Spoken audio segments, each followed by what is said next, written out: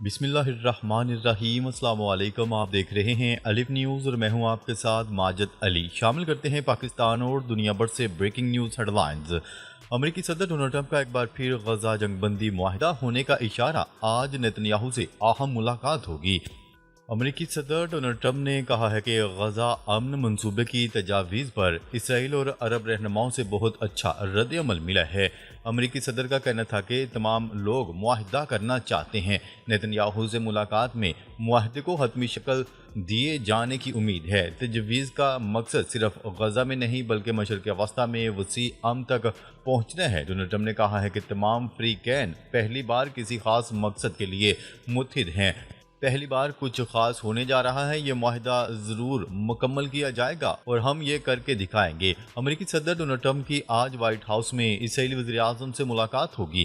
ملاقات کا مقصد جنگ بندی معاہدے کا فریم ورک طے کرنا ہے۔ دوسری جانب نائب امریکی صدر جے ڈی وینس نے بتایا ہے کہ امریکی حکام اسرائیل اور عرب رہنماؤں کے ساتھ انتہائی پیچیدہ مذاکرات میں مصروف ہیں۔ یاد رہے کہ امریکی صدر ڈونلڈ ٹرمپ نے 2 روز قبل بھی غزہ جنگ بندی اور یرغمالیوں کی رہائی کا معاہدہ جلد ہونے کا دعویٰ کیا تھا کہ وہ غزہ جنگ کے خاتمے اور یرغمالیوں کی رہائی کے لیے ایک معاہدے کے قریب پہنچ گئے ہیں۔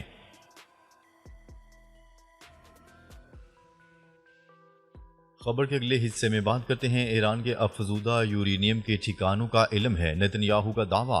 اسرائیل کے وزیر اعظم نیتن یاہو نے دعویٰ کیا ہے کہ ان کے پاس ایران میں تقریباً 400 کلو گرام افزودہ یورینیم کے ذخائر کی معلومات موجود ہیں اور وہ جانتے ہیں کہ یہ کہاں محفوظ کیا گیا ہے۔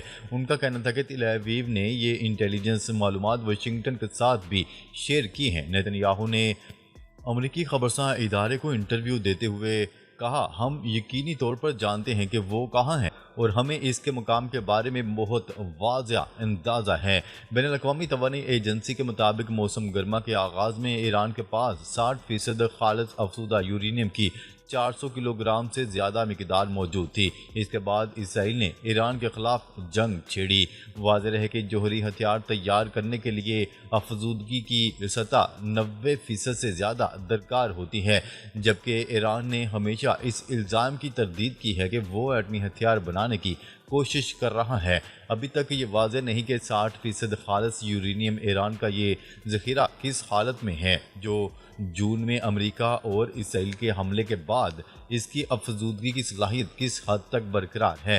جب نیتن یاہو سے پوچھا گیا کہ کیا اسرائیل، جس کے بارے میں عام تاثر ہے کہ اس کے پاس خفیہ ایٹمی ہتھیاروں کا ذخیرہ موجود ہے، ایران کے یورینیم پر قبضے کا ارادہ رکھتا ہے، تو انہوں نے کوئی واضح جواب دینے سے گریز کیا۔ ان کا کہنا تھا کہ ہمیں ایران پر سفارتی اور اقتصادی دباؤ برقرار رکھنا ہوگا تاکہ یہ پیغام واضح ہو کہ ہم اسے ایٹمی ہتھیار بنانے کی کوششوں پر کسی صورت برداشت نہیں کریں گے۔ قابل ذکر ہے کہ ایران کے ساتھ سن 2015 میں طے پانے والے تاریخی جوہری معاہدے کے تقریباً 10 برس بعد اتوار کے روز ایران پر دوبارہ عالمی پابندیاں عائد کر دی گئی ہیں۔ خبر کے اگلے حصے میں بات کرتے ہیں ایران بھی پاکستان سعودی عرب معاہدے میں شامل ہو جائے تو اچھا ہوگا، پاسداران انقلاب نے اپنی خواہش ظاہر کر دی۔ ایرانی پاسداران انقلاب کے میجر جنرل اور ایرانی سپریم لیڈر کے مشیر رحیم صفوی نے کہا ہے کہ سعودی عرب اور پاکستان کا مشترکہ دفاعی معاہدہ مثبت پیش رفت ہے۔ ایرانی میڈیا سے گفتگو کرتے ہوئے رحیم صفوی کا کہنا تھا کہ ایران بھی اس معاہدے میں شامل ہو جائے تو بہت اچھا ہوگا۔ اسلامی ممالک کو باہمی اختلافات کو پس پشت ڈال کر مشترکہ چیلنجز کا سامنا کرنا چاہیے۔ انہوں نے کہا کہ امریکہ کے علاقائی اثر و رسوخ میں کمی آ رہی ہے۔ امریکہ اب اپنی توجہ ایشیا پیسیفک خطے کی طرف منتقل کر رہا ہے۔ یہ وقت ہے کہ ہم ایک علاقائی اسلامی سیکیورٹی بلاک کی تشکیل پر سنجیدگی سے غور کریں تاکہ خطے میں استحکام اور خود مختاری یقینی بنائی جا سکے۔ واضح رہے کہ گزشتہ دنوں برادر ملک پاکستان اور سعودی عرب کے درمیان ایک مشترکہ دفاعی معاہدہ ہوا۔ معاہدے کے مشترکہ اعلامیے میں کہا گیا کہ کسی بھی ایک ملک پر حملہ دوسرے ملک پر حملہ تصور کیا جائے گا۔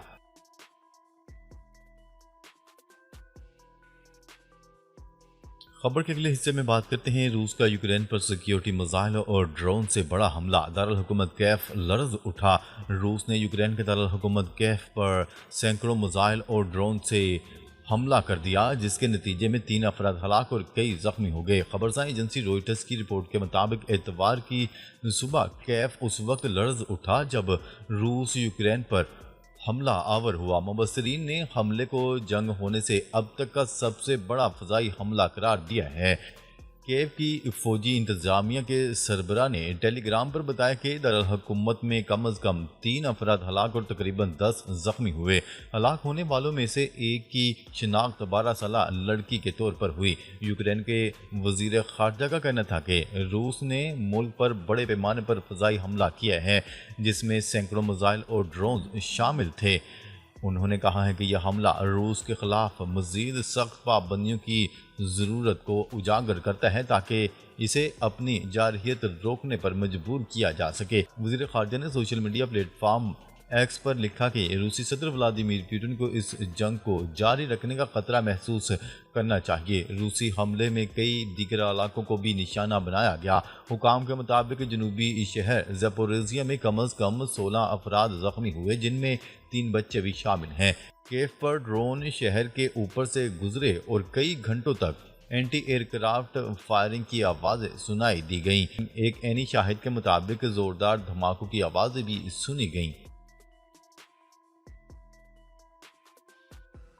خبر کے اگلے حصے میں بات کرتے ہیں۔ ڈونلڈ ٹرمپ منگل کو امریکی فوجی جنرلز کے ساتھ ملاقات میں شرکت کریں گے۔ واشنگٹن پوسٹ نے اتوار کو ایک دستاویز کا حوالہ دیتے ہوئے اطلاع دی ہے کہ امریکی صدر ڈونلڈ ٹرمپ کل ورجینیا کے شہر کوانٹیکو میں امریکی فوجی اور بحریہ کے اعلیٰ کمانڈروں کے ساتھ ایک اجلاس میں شرکت کریں گے۔ یہ ملک کے فوجی رہنماؤں کا ایک غیر معمولی اجتماع ایک مقام پر ہوگا۔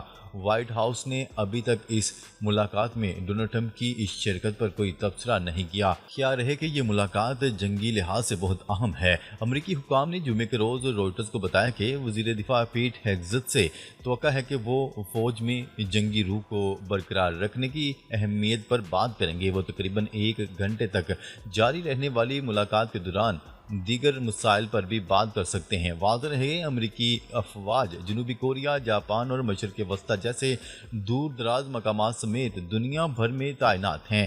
اپنے تقریباً تمام عوامی بیانات میں پیٹ ہیگزت نے جنگجو جذبے کے تصور اور فوج کے اندر جنگی ذہنیت کو ابھارنے کی ضرورت پر زور دیا۔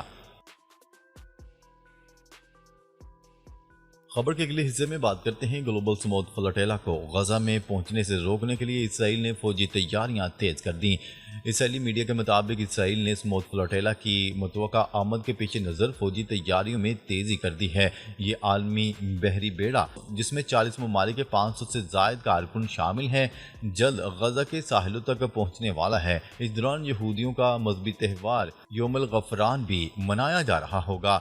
اطلاعات کے مطابق اسرائیلی کمانڈوز نے سمندری کارروائیوں کی مشقیں مکمل کر لی ہیں، جبکہ وزارت صحت نے ملک کے تمام ہسپتالوں میں ایمرجنسی نافذ کر دی ہے۔ بیڑے میں شامل تقریباً 50 کشتیوں کا مقصد 18 سال سے جاری غزہ کے محاصرے کو توڑنا اور وہاں خوراک اور ادویات پہنچانا ہے۔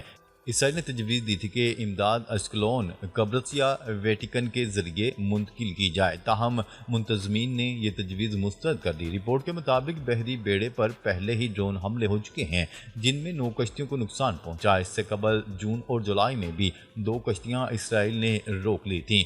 غزہ میں اس وقت قحط، ادویات کی شدید قلت اور بھوک سے درجنوں افراد جاں بحق ہو رہے ہیں۔ غزہ میں اسرائیلی فوج کے حملوں میں تیزی، مزید 41 فلسطینی شہید۔ غیر ملکی خبرساں ادارے کی رپورٹ کے مطابق اسرائیلی فوج کے فضائی حملوں کے نتیجے میں فلسطینی تنظیم حماس نے دعویٰ کیا ہے کہ 2 یرغمالیوں سے رابطہ منقطع ہو گیا ہے۔ حماس کے مطابق اسرائیلی بمباری کے باعث یرغمالیوں کی زندگی خطرے میں ہے اور اس صورتحال سے نکلنے کے لیے شمالی غزہ میں 24 گھنٹوں کے لیے حملے روکنے کا مطالبہ کیا گیا۔ فلسطینی حکام کا کہنا ہے کہ اسرائیلی فوج نے نصیرات پناہ گزین کیمپ سمیت کئی رہائشی علاقوں کو نشانہ بنایا۔ تازہ حملوں میں مزید 41 فلسطینی جام شہادت نوش کر گئے۔ وزارت صحت غزہ کا اپنے بیان میں کہنا تھا کہ اکتوبر 2023 سے اب تک اسرائیلی حملوں میں 66,000 فلسطینی شہید اور 1,68,000 سے زائد زخمی ہو چکے ہیں۔ حکام کے مطابق رہائشی مکانات پر بمباری سے طبی ٹیموں کو زخمیوں اور ملبے تلے دبے افراد تک پہنچنا نہایت مشکل ہو چکا ہے۔